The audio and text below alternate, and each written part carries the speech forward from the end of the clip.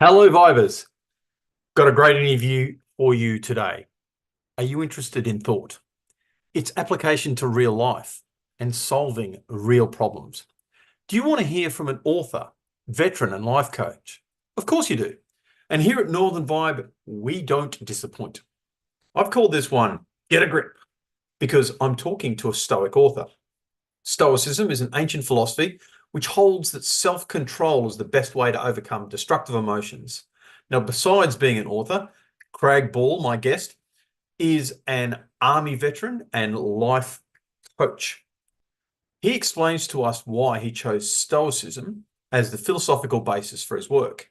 He discusses Stoicism as a worldview rather than an abstract form of thought and its practical application. Now, this sounds deep, but trust me when I tell you, it's a really easy to understand interview.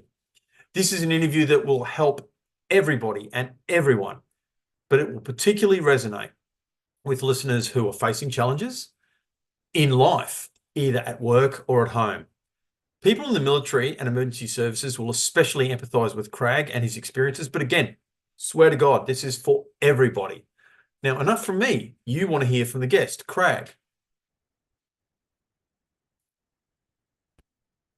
I'm so excited to hopefully share something that's of meaning to everybody listening. So g'day everybody out there listening today. Amen to that. And look, I've read your book.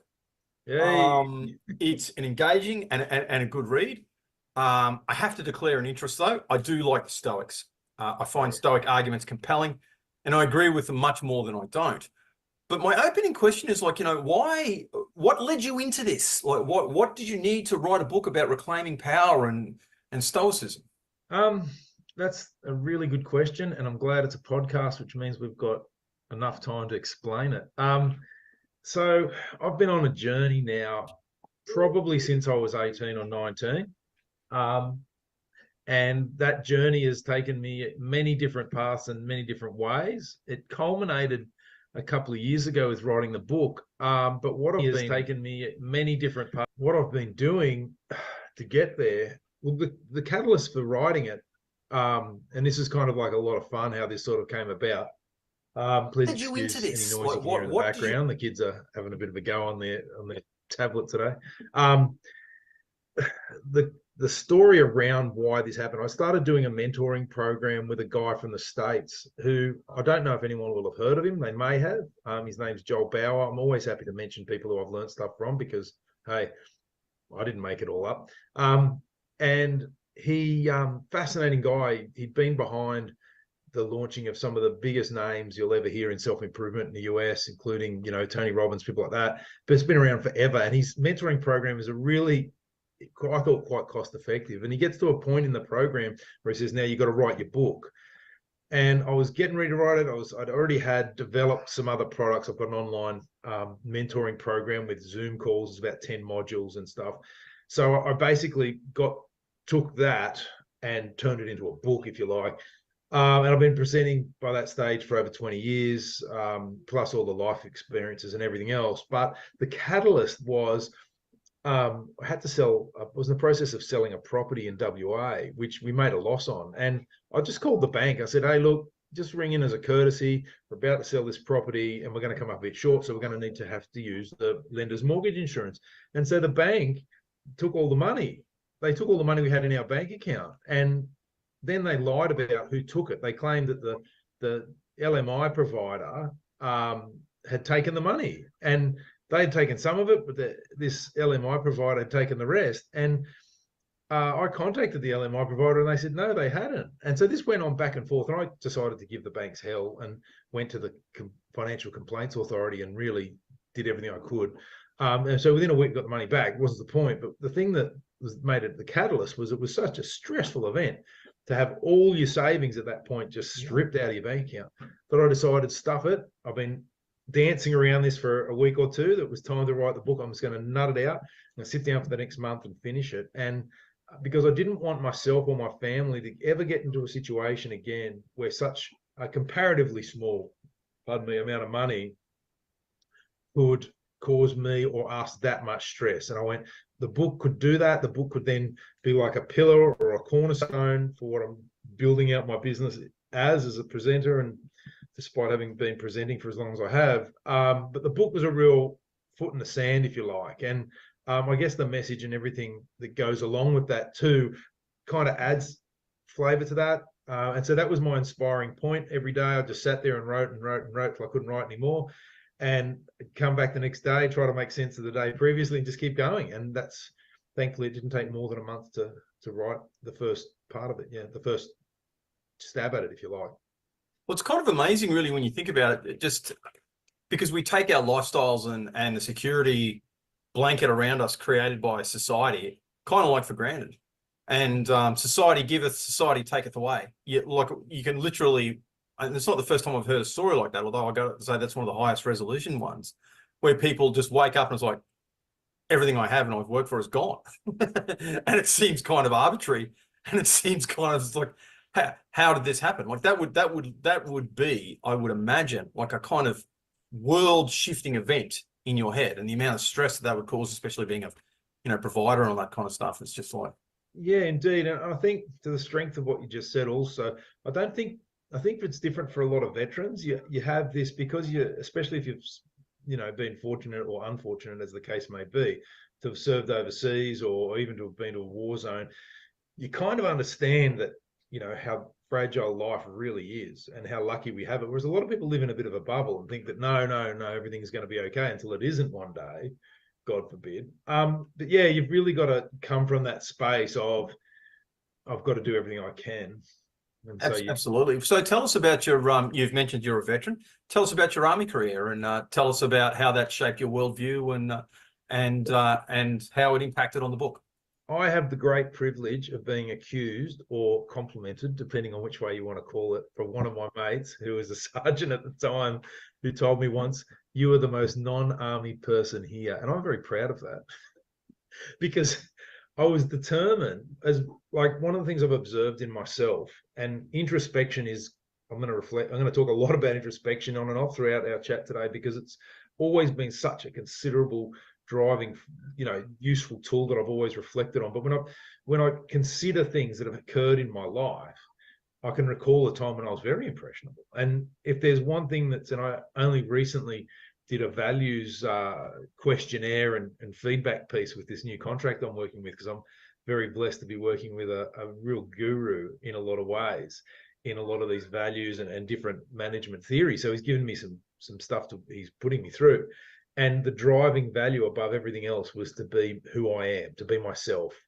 To in all situations, one of my strongest values is to try to be who I think I am or who comes across. And it calls you authentic. And I don't even like the term. I'm a bit old school. I like the term genuine, because people used to know what that meant. Authentic to me was Chinese food in the 80s. But and authentic is such an ambiguous term. Oh, you're authentic. That could mean bloody anything. But people knew what genuine meant. And so that's a bit of a driver. And that's something that I try to be who I am. And when I went full time, okay, so I started in the reserves in the 90s, the very late 90s and late 20s, I joined.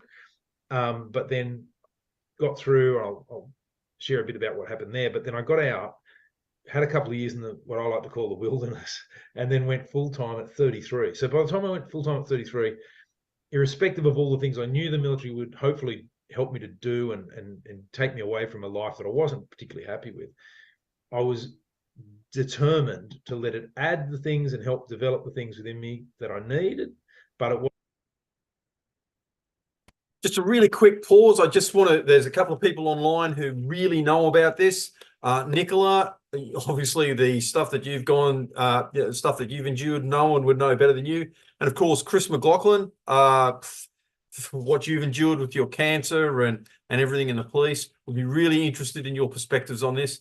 Thanks so much for your comments. Thanks so much for your shares. I'm going to get straight back to it, but I just really want to say it's fantastic to see you guys online, loving the comments, and please keep them coming. Wasn't going to take away from me who I was. And that was one thing that was definitely, it was like my line in the sand, I suppose. So, started as a reservist in Sydney. I'd had a couple of mates, one of whom you could watch the tale of his demise in one of the Underbelly series that was on many years ago, Underbelly Badness. He was these two blokes who I won't name, one of whom they were both best mates, and they'd both served at one commando company in the Army Reserves, and their stories just switched me on and talked to me. And I joined at Sydney University Regiment as a digger, just to make sure I wasn't going to waste anyone's time, that I liked the army. No point getting there and going, oh, I don't like going bush and having a sook, and that's probably not going to work out well if you're trying to get into a unit like One Commando was at the time.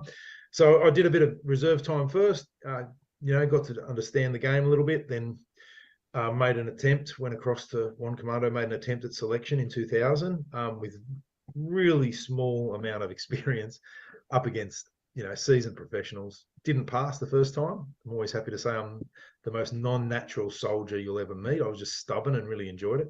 And a glutton for punishment, of course, as well. And then had a second attempt later that year and passed, but almost failed the second time. I came close.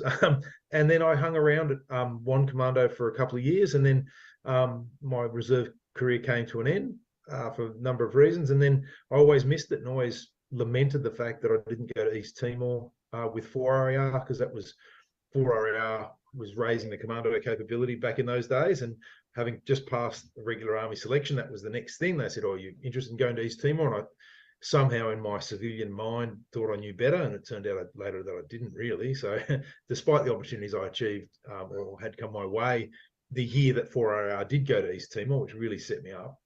And then some years later, I went, no, I've really got to give this regular army a go, and even just for a short, 4-year, 6-year contract, and give it my best. And I came out of it 7.5 years after I'd signed up full time, with some of the usual injuries and so forth, but certainly had a hell of a life and experience over that time. And it was transformative in many, many ways. I won't sugarcoat it. There were some challenges.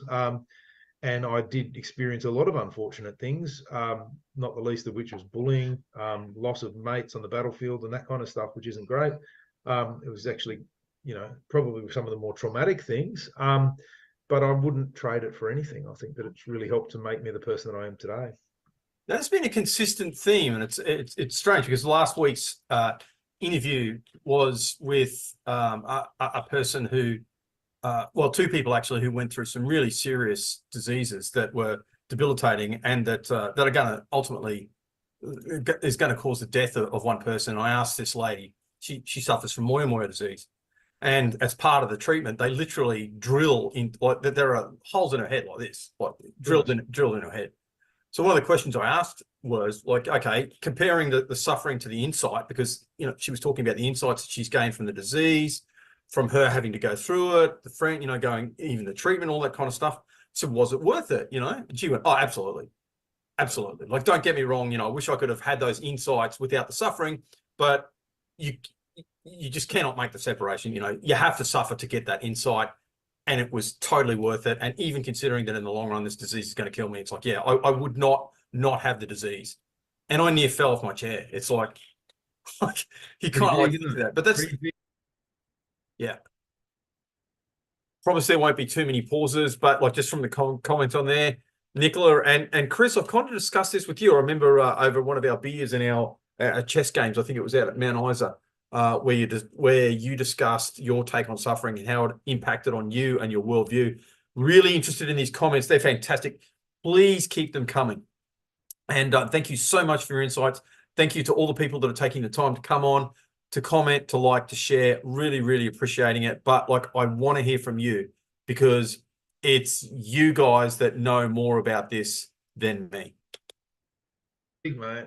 Really consistent thing, though. I mean, it's the same sort of thing. It's a different form of suffering, and it's in a different area. But I think the experience is comparable. That I'm really seeing this thing that suffering is important, because it teaches us stuff.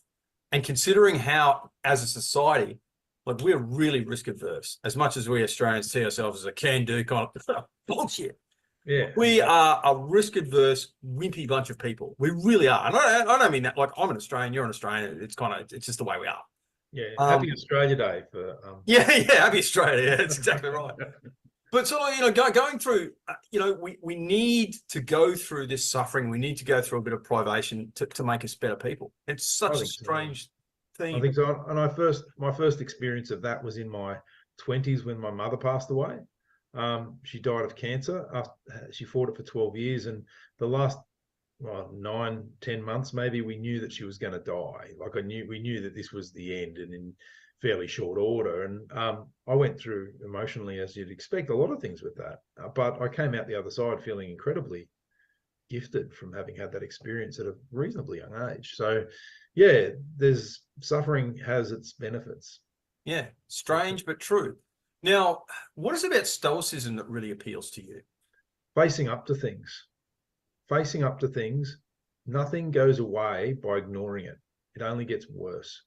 And if you look at your life, and I reflect on my life in high school and all the other times in my life when I've had bullies in my life, if I didn't face up to them, even if I lost, even if I had to give up something in the process, which I didn't want to give up, or I had to take a hit because of standing up for what I believed in, I dealt with it, and it typically went away. And I think what happens over time, and I could reflect on all the times I've been bullied in my life, and people often laugh. They go, you know, I'm 110 kilos and 192 centimeters. People go, how the hell would somebody bully you? I go, well, it may surprise you. It's not, as you know, it's not always physical, because I kind of wish it would be sometimes, because then it might be a different game. But yeah, but always facing up to it. That's probably one of the most repeatable, recognizable hardships that I'm sure a lot of people have suffered from in some form or other. If you face up to it, if you take the hit, or you're prepared to dish it out back, or whatever your mechanism of coping, you need to face up to it at some point. And Stoicism provides a model for doing that. In fact, it validates facing up and standing up to your problems in order to make the situation better. And for my money, it's been around over 2,000 years.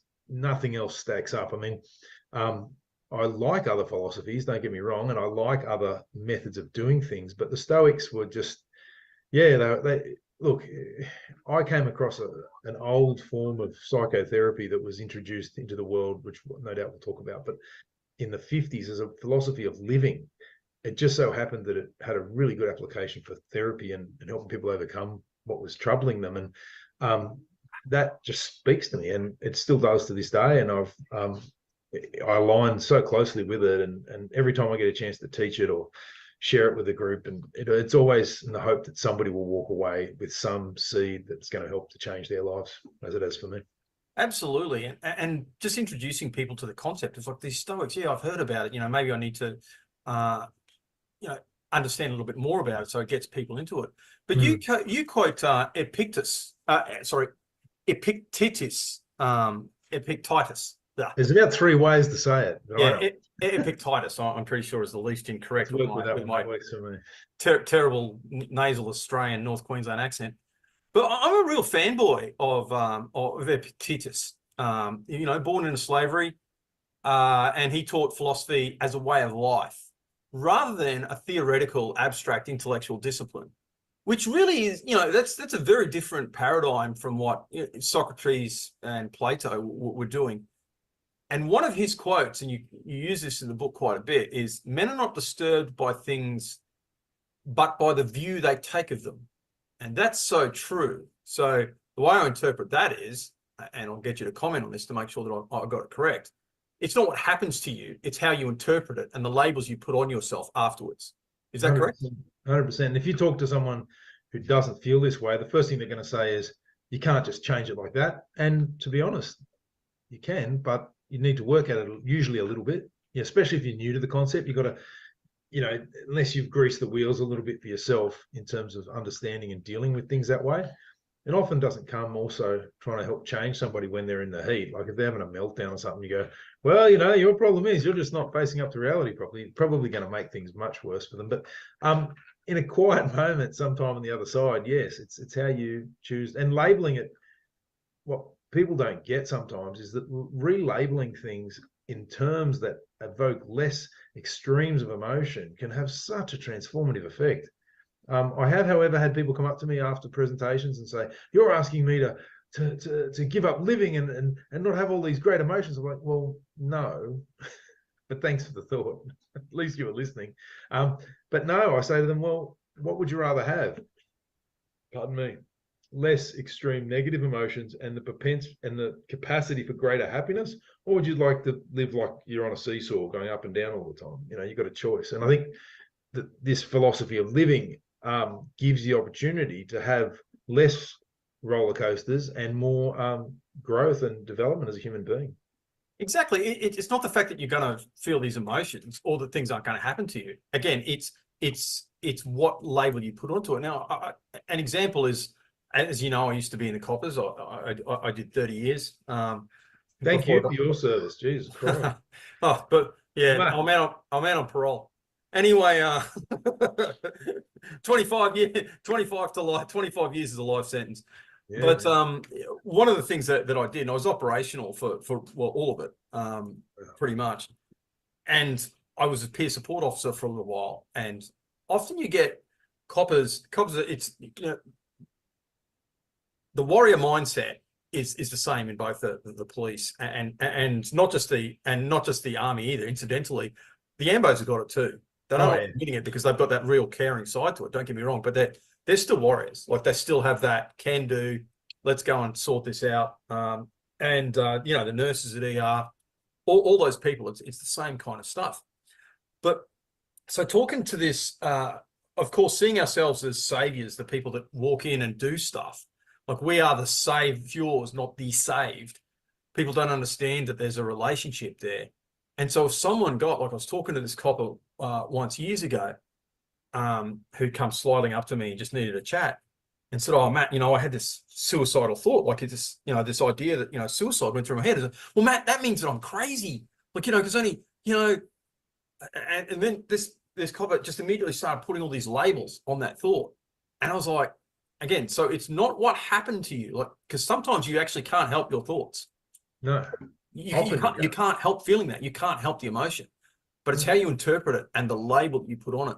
Now, if that copper put a label on that thought, thinking that defined them as an insane person, that's really dangerous. The thought wasn't dangerous, Craig. Yeah. The label was. Yeah, it's the judgment. And that's why stigma is such a massive thing. I mean, when I first finished high school, I studied social welfare or community welfare for a number of years, very part-time at TAFE. And I often wondered why I was hanging in there to finish it, but I just thought I'll finish it and never thought anything more of it. Till 15 years later, it got me my minor for my degree, which is great. And I would sit through these classes, and a common theme throughout was about stigma, and we've got to reduce the stigma. But then often these people or these theories around the therapy or whatever it was wouldn't make the connection to other parts of our lives and labeling things. And I find that's why Stoicism is another reason, I guess, why I like it, is that it's consistent and comprehensive. I find myself a lot, the type of consulting I do is called change management. I find myself a lot working with communications people. And as soon as someone sets themselves up or tells me they're a communicator, I start looking and wondering, and I take a lot of lessons away from how consistent they actually are at communicating anything.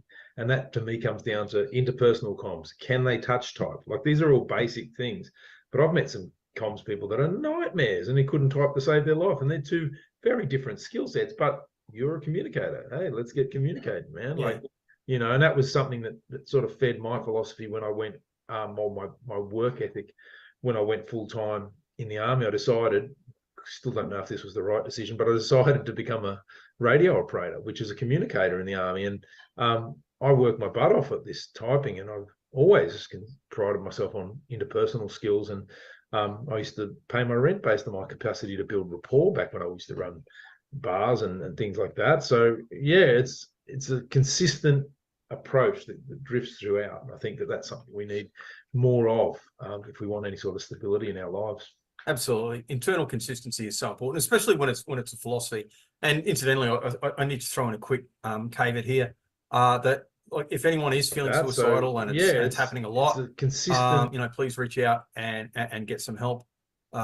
It is normal to feel those thoughts, but like if it's happening consistently and you're starting to make plans or anything like that, you're starting to normalize the thoughts, that's a little bit dangerous. Please reach out.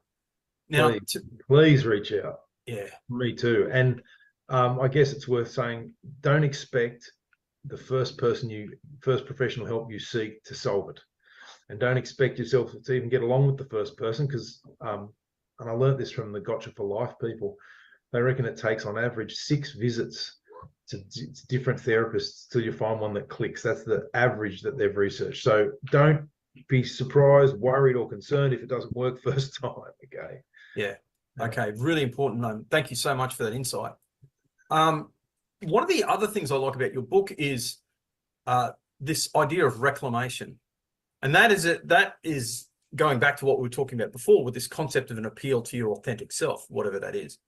Now, the Stoics have it, but it's a really Jewish idea. And what I mean by that is, like, I'm really good friends with the local rabbi, and I attend, I'm not Jewish, but like I attend I attend his lessons regularly.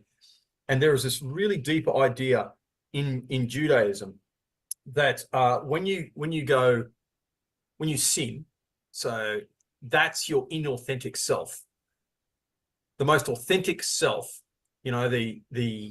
from the religious from the religious point of view, the aspect of God in you, the little bit that the Creator put in you, that is your authentic self. Now, there is a connectivity between that infinite part of your personality and the reality of the fact that you are, you're born, you're going to live, you're going to suffer during that thing, and you're going to die. So there is a relationship between those two things.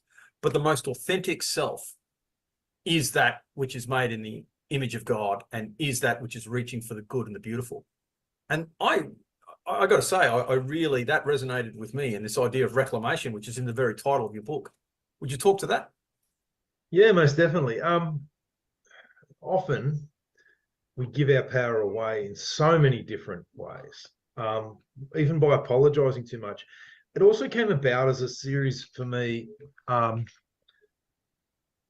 considering, once I got out of the military, like the military, if I experienced bullying, for example, in the military, I knew how to deal with it. By the time I left, I didn't rise above the rank of digger, because I had 2 trade models. I had the commando trade model and the radio operator trade model, often incompatible and often demanding when I wasn't away on exercise, because serving it as I did eventually at 2nd Commando Regiment, you're constantly either deploying on domestic counterterrorism, you are busy as. So I'd often be fighting for that kind of stuff. But I knew how to deal with bullies. Often it would come from officers above me, and I knew how to sit in an office with them and have it out. Or I knew I had other officers that had my back or whatever, and I knew how to reach out and deal with that stuff. But when I got out into the civilian world, I had to figure this out, and I'd get on these contracts that were paying pretty good money, like certainly compared to what I was making in defence, a lot more. And that was my main outcome, was to keep that cash flowing. If I had a bully who was running things, it was challenging. So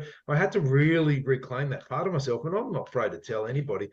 I remember I had one project manager who was a bully, and it was a female, two females who were the worst I'd worked with. And I came out of the lift one day holding my coffee, and I was just shaking. My hand was, because I didn't know if I was going to get yelled at or what was going to happen that day. So I really had to reclaim that part of myself and learn how to effectively assert myself, where I could stand up for myself in a way that, because I believe people like these narcissists who do a lot of the bullying, and bullies, whether they're narcissists or not, they seek out these people who are happy to give away bits of themselves, and they try to take that, and they try to take it and manipulate it. And so what you need to do as a person, if you've experienced this or whatever, is really back yourself and be prepared to pull those pieces of yourself back and reclaim them in order to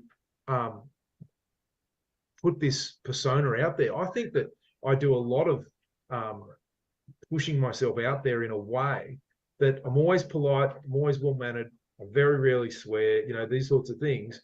But I put out who I am in a way that is not only assertive, but don't push me assertive, if you like. Or, push comes to shove, I will tell you to stop that. And I'll tell you in such a term that you'll go, oh shit, really better not keep doing this. And I've seen it in others, and I've seen other people fall by the wayside since I started putting things out better than I perhaps did when I first got started in my civilian life post defense. And I really is an act of reclaiming and bringing those things back. I looked at REBT and everything it had given me, and the Stoic and all the rest of it years ago when I used to speak in high schools, and to other groups. I'd share the basics of what's in the book, like the REBT stuff. And I'd notice often it's a simple concept, which we'll get into, but people that, as simple as it is, it's very profound for people. You're asking to do and consider things that may be very challenging just to really get into their system. And so I decided, okay, we've got to give people enough things to be ready for it. I've got to spend, say I do an hour and a half to 2 hour or 3 hour session. I've really got to prepare people for what's going to come, as simple as it may be. I've got to get them ready. And that's where first parts of the book came from. That's where the idea of that this is going to help you reclaim who you are and make you more powerful as a person. And, you know, those ideas of accepting yourself unconditionally, which is already a part of REBT, but how to go about doing it.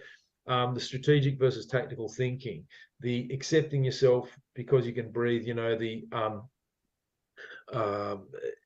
being, forgiving yourself, you know, these kinds of concepts to really give yourself back. I mean, I looked at it as a totality of my evolution as a human being and as an adult and how I've developed. And back in 2001, like I say, I didn't go to East Timor, but the bloke I ended up working for was this fascinating guy who a lot of the grounding and the basis of what I talk about and everything today was forged during that period. And I had unlimited access to books or courses, anything I wanted to do to develop myself. And some of those early books and things, and I used to go to book sales and just come home with a massive bag and just digest all this stuff. But it's what those few main points that are in the book are the ones that stuck and the ones that I think really enhance getting back what is yours, who you are, and not allowing anybody, keeping yourself safe, but, you know, still being prepared to stretch yourself. How do you develop, I suppose it's a form of elasticity to be able to do all those things and stretch yourself? It's not without its challenges, I promise you that. But how would you also do that given some psychological injuries thrown in for good measure? I mean, it's a constant challenge. But yeah, the whole idea of doing that is something that really can only help people, I think.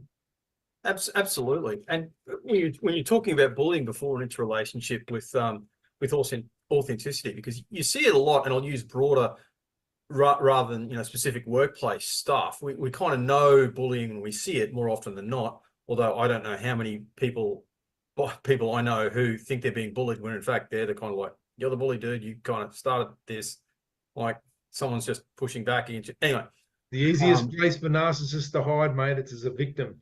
Yeah, and that's it. So, you know, so we've got this concept, and see, I mean, now there's a 2 hour podcast right there, just, you know, just discussing the relationship, you know, between victim and oppressor, and, you know, and that it's not always distinct, and all these things. But one of the things you see in society today with bullying, and you see a lot of what's happening with the emotional blackmail to get to get society to do things that a small minority of people want to do, is fundamentally their compassion and their decency is being weaponized against them. Yeah. And to me, like if you, because people have been asked me before at work, and so Matt, well, what's a bully? What defines it? Is it just a power imbalance? Is it just an abuse of power? Is it just, I mean, because there's a power imbalance between everybody all the time, and every human being is going to abuse power, whatever that is, however you define it, at some point or another. To me, the most symbolic marker, is a weaponization of someone's decency against themselves. Yeah, victimization in a many way. That's the marker. So if someone's compassionate, you use their compassion against them. If someone's decency, you got, okay, well, you know what I mean. And don't kid yourself. Anybody sitting out there listening, don't kid yourself. That's what these people seriously sit back and try to do. Yeah.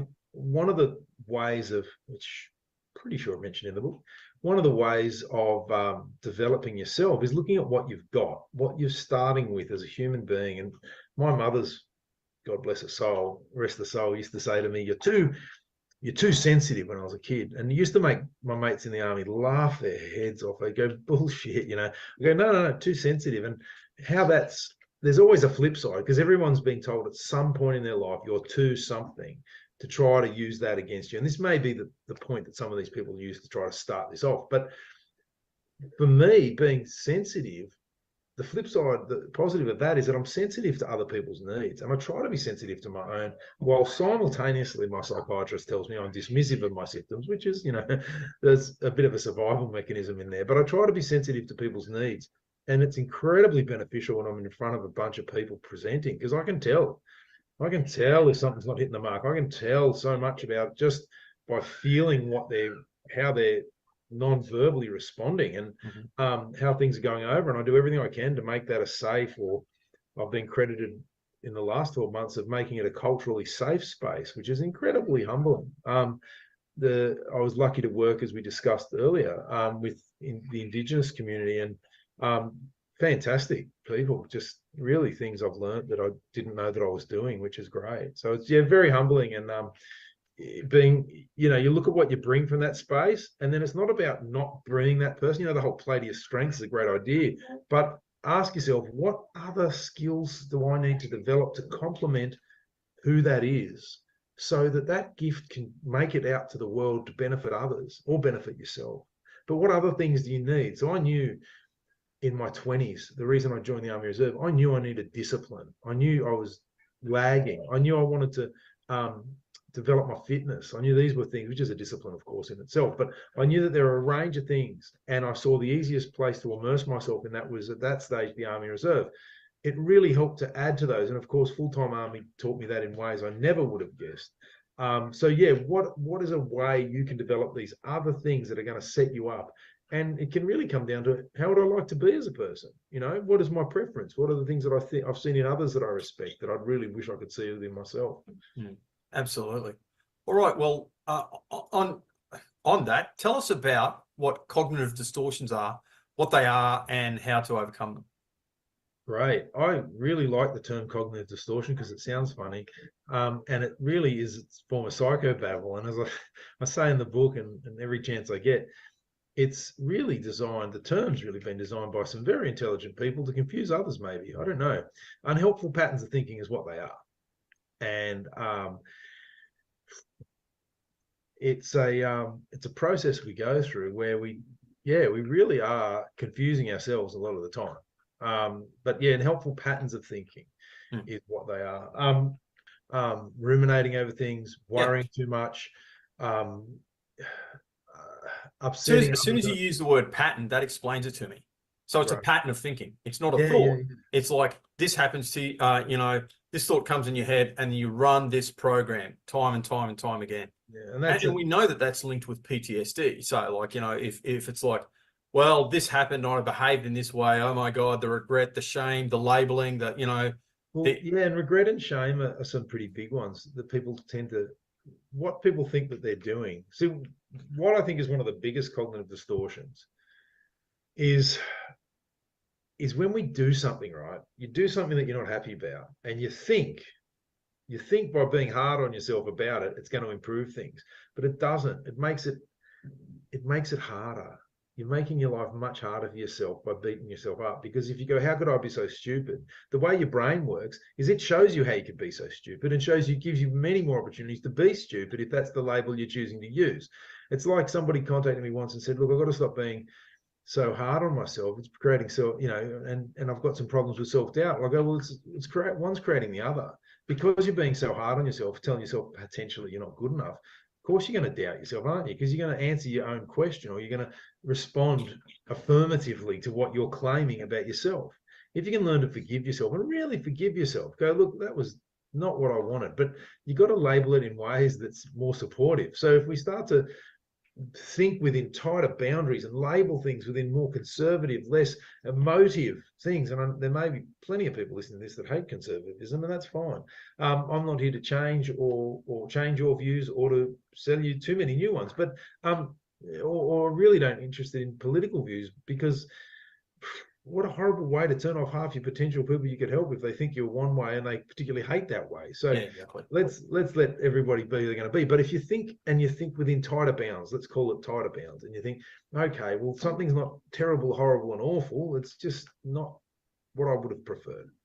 And if you start to, or rather than I was so angry, I was so pissed off, maybe if you were just a bit upset, or I was a bit peeved. Even there's a lot of these old-fashioned terms that are really good for bringing it down, and you start to think in those spaces, it makes it so much easier. And treat yourself. One of my favorites, Jordan Peterson, he's great. He goes, treat yourself as someone you're tasked with looking after.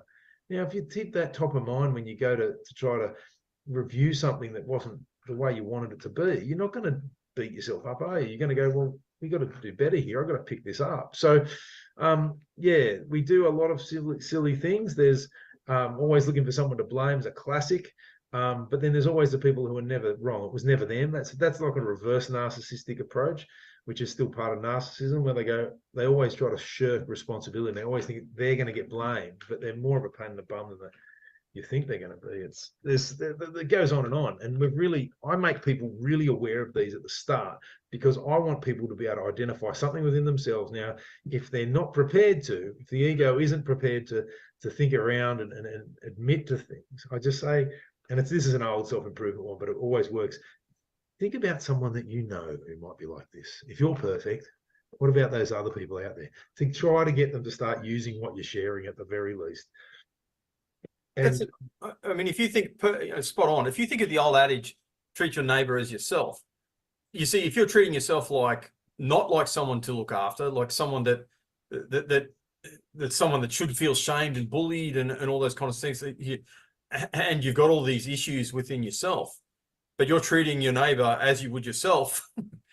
Well, did you treat your neighbor that badly? So that means you got to get that. You got to get it. Like you got to get that relationship right. Like, and you've got to get what is the higher ideal first. There's so much wrapped up in these tiny little adages. One of the problems for some practitioners in this space is that the first thing they start telling you is that you need self-love, man. You need to love yourself. And for many people out there, that's the most abhorrent thought they could ever have, or they're going to go, oh, you're just some tree hugger or something. You're going to send me a teddy bear. Like, give me a break. And so let's start with something we can achieve, like acceptance, self-acceptance. You don't have to like yourself, but you goddamn well better accept yourself. Totally. Warts and all. Hopefully you don't have too many warts, but all those things, you need to just accept it. You need to be able to go, great. Yeah. So if someone throws something at you or says something mean to you, whatever, you go, whatevs. That's all good. I accept me, man. This is a reflection of you on me, of you. You're trying to put that on me, but it's a reflection of you, and often it is. I mean, but if you can get past that stuff, I think self-acceptance is something that needs to be used before we can start trying to love ourselves. I mean, I don't even bring up self-love in my work. I just say, let's just accept, because I don't want to, I'm not trying to curtail my language. There's so much to do with trying to get people to accept themselves that I haven't even gotten around to, I'm good enough. God damn it, people like me, or whatever the saying used to be. Well, the other thing is, Craig, that's linked with your authenticity. So if someone has actually looked deep into themselves and they've seen something that they don't like, they find out something they don't like about themselves, and they've recognized a real bit of like Jungian darkness in themselves, they go, well, that's kind of not lovable. Like, how and why could you love that? Like you said, it's more of an acceptance thing. Like, I went to this job in the last couple of months before I left the police, and I won't give too many details to give it away, but like this, oh God, I'm still talking about it years later. It was genuinely really tragic. I just want to choose my words here carefully so I don't. This lady was punishing herself, and she was in a really, really, really toxic relationship where this person was just clearly just exploiting this person, using her totally instrumentally, and getting her to humiliate herself. Honestly, it was so toxic.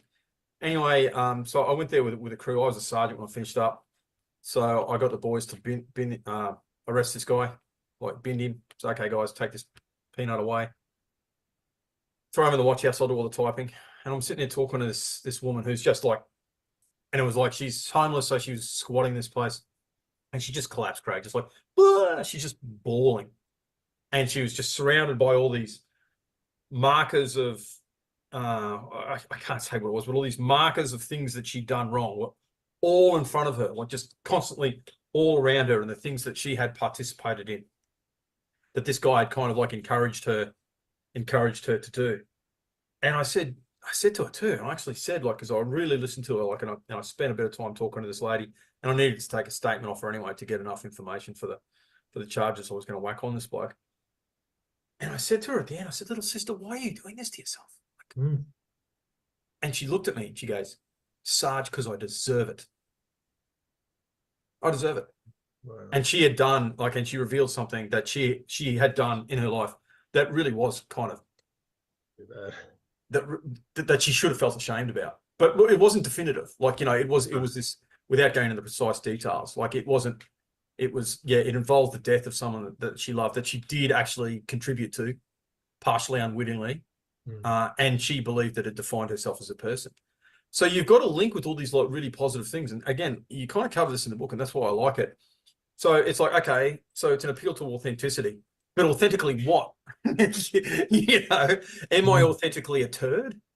Like, am I authentically a housebreaker? Like, is my authentic self, you know, and if you look at some of the, like, because I used to, you know, deal with the sex offenders, some of those people just genuinely couldn't help themselves. So it was kind of the way they were wired. So is that their authentic self, Craig? So what's the authentic self here? Is the authentic self the voice in the head going, don't do that, and this appeal to this higher good? Or is it like, so, you know, what's the authentic self? And then this idea of like, you know, is that, you know, what's worth loving here? Yeah. How can I love myself? Like, you know, love myself. Oh, what? If you knew me, like, because basically what this lady was saying was, look, if you knew me and you knew what I'd done, and like she told me what you'd done, so I had some idea of what you'd done, you know, you wouldn't think I would be worth loving. No. You know, and Well, it comes down to the old thing, and you hear it a bit in Christianity. You know, love the sinner but not the sins, or you know, amen. the person but not their actions. And I really believe that people aren't their actions. Often you get told you're the sum total of this or that or something else. You are you, a fallible, worthwhile human being. You exist. Okay, you have one human's worth. It doesn't go up, doesn't go down. This whole notion of I feel worthy or worthless. People have been, even before terms like self-esteem came into the game, and you know, back in, I only got to watch Monty Python or those old medieval comedies and things about how I'm not worthy, and you know, all this sort of business. And it's people have been grappling with a sense of worth forever. But what if you were just one human's worth? It doesn't go up. You're equal in terms of every other human on the planet in terms of your humanity. You are just as much a human being as every other human being out there. So that's should be the yardstick, I think. You know, there's no such thing as a level playing field, and nor should there be. But I think people need to get past this idea, because it becomes something you can give away to other people. And often people, and predominantly women, many, many years ago, thankfully, not anymore, but it still probably happens in some, and some for some ladies, but they're told they get their self-esteem from relationships. Well, relationships can go haywire all the time. And you know, especially if you're with some kind of a jerk or a nasty person, your relationship, your feelings about yourself are going to be destroyed. And it's and it can be like the wind blows. You can never control that stuff. So it is really challenging. But you've really got to be able to separate yourself from your actions and yourself from your possessions, especially, as well as from your good deeds also, and know that, well, I'm this person who does these things, but that's not who I am. First, can you give us, like, you know, just general insights um, from what you've learned, and secondly, where can we get your book, and how can we get in contact with you? Yeah, sure. So some insights, I guess. Things get easier the more you keep doing them, I suppose. Yeah, you're not useless, you're not horrible, you're not awful, unless of course you choose to buy in and believe it. And when you realize that that's just a comment, or that's just a statement, or that's just something that somebody else may have attempted to put in your head. The same with guilt. I think guilt is a tool that's used against other people. We talked earlier about weaponizing people's good qualities against them. Guilt's one that just weaponizes people against themselves anyway. I got to a point, one of the first biggest insights I had in my early 20s when I moved out of home, was I realized that guilt, because my dad used to guilt trip me from a certain age to try to get me to go to church. I didn't want to go, and he guilt tripped me. And I realized that guilt tripping, and I don't think Dad knew what he was really doing, but I think guilt tripping is a tool of manipulation. And when people start to do it, and you spot it really quickly when you're good at it, you go, whatever.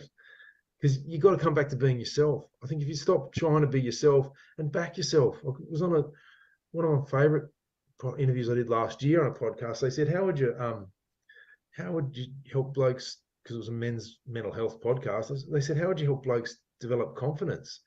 I said, fucking back yourself. Be prepared to back yourself. Have conviction in who you are. it doesn't feel great to start with. It's scary. It's going to a place you may never have been, but if you don't bloody well go there, you're never going to get the wins. And you will get the wins because you'll stand up and people will go, that person is somebody I can respect. And one of the great things about influence in life, we never know how far our influence will go. Mm. And it's one of my favorite ones is we've got to get more vocal about our mental health and talking about the challenges that we have. Because if you open up around a bunch of blokes at the pub having a beer and somebody new comes along that night, who's someone's mate, and they hear what you have to say, and you might have gotten a bit emotional or, shared more than perhaps what some people feel comfortable with.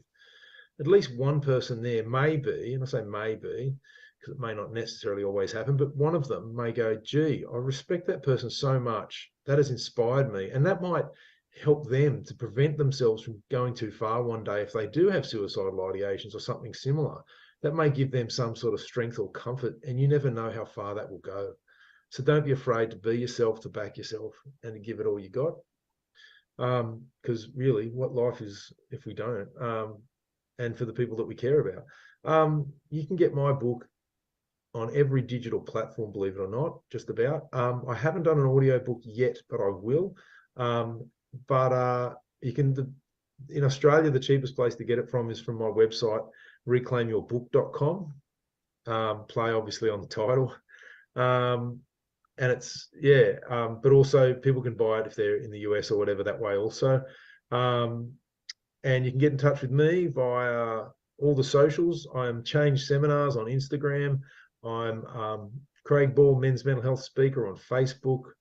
I run a men's walk. I started it a bit over a year ago, called the Central Coast Men's Walk and Talk. If you're a male or have an important person or male that you care about on the Central Coast, please let them know. The Central Coast Men's Walk and Talk on Facebook. Yes, this is the book. It just needs to shrink down a bit. Oh, there we go. Look, you get a bit of a video from me talking to you with as you can see, that bookshelf's a lot neater than the one behind me currently. And for the listeners, it's reclaimyourbook.com. And if you just Google Craig Ball, B-A-L-L, Reclaim Your Power, you'll find it. Yeah, they even have it on Booktopia, which is one of my favorite places to get books from. But you buy it off me, it's cheaper. The shipping's cheap, everything's cheaper about it, and I'll sign it I'll dedicate it to you. So I wrote it in such a way that every chapter will in time become a book. So the next one I think I'm going to do on continuing to fight against the self-esteem myth, and it's probably going to be called the self-esteem trap, and it's going to go into more reasons why you should accept yourself unconditionally and how important that is. Because I think it's too prevalent. The disease of self-esteem is too prevalent in our communities not to do something.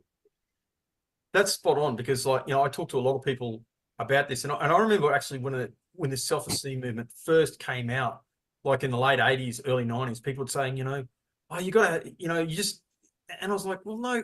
Well, that's when it first started to rear its head here, or become a lot more popular here. It really started to come to prominence in the 60s and 70s in the US, particularly with the rise of consumerism, because it's all about getting stuff for the self and for me. Again, no coincidence that that's going on, but people are confident because they achieve things.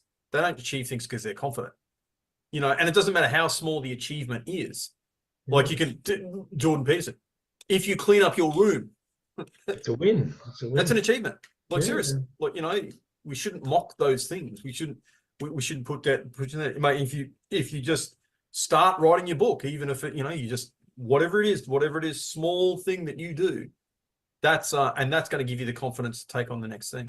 If you start your book, just think how great things will be, because I can share honestly with anybody who's ever written a book. If you write a book or thought of, just finish it. It doesn't have to be perfect, but when you give that to somebody or sell it to somebody or somehow network with that book, it's the most amazing tool, because you're now giving something of yourself away that's so much more comprehensive or pervasive than you could have ever given with a little card with your name on it. And it has this incredible giving back to yourself as well as giving to them at the same time. So yeah, that's why when you told me your mate stole the copy of my book, I was like, oh, I'll get one in the mail to you. He did. I hope he enjoys it. He did. Just to give some context for the readers, Craig sent me a copy of his book ages ago for me to read, obviously to critique. And a friend of mine, and he's a very good chance he's going to listen to this. You know who you are. Liberated. The book. liberated the book and said that he was going to return it, and he never did. You know who you are, and you may live a long way away, but I know where you live. And I never got it back, so it had the humiliating thing. Like I had to ring up Craig and say, "Oh, Craig, mate, yeah, I made one sell your book." Yeah, he did too, and he knows who he is. Hey, look, the comments have been great. Chris McLaughlin, thank you so much. Look, I really appreciate the comments you put on there, but like your insights, if you really actually want to write about, about your take on that, on the relationship between suffering and insight, would really appreciate hearing about that, mate, because I know that you've got a very unique perspective. Thank you so much to everybody else that's written in there. Thank you to Ari Rubin, to Kevin Loraway, to Nicola, to Mick, to Dave, to look, there's so many. I'll be here for the next 5 or 10 minutes. But it's fantastic to see you all here. I've got some really good interviews coming up. I'm getting some people that are giving me some great leads. If you want to come on Northern Vibe, if you know anyone that should come on Northern Vibe, give me a cooee. Chris, I'd actually like to get you on, but that's totally up to you. And just message me, get in contact with me. Thank you so much. It means so much to me. Please like, please share, please tell your friends, and subscribe. Don't forget, we're also on YouTube as well. I'll see you all next week. It's been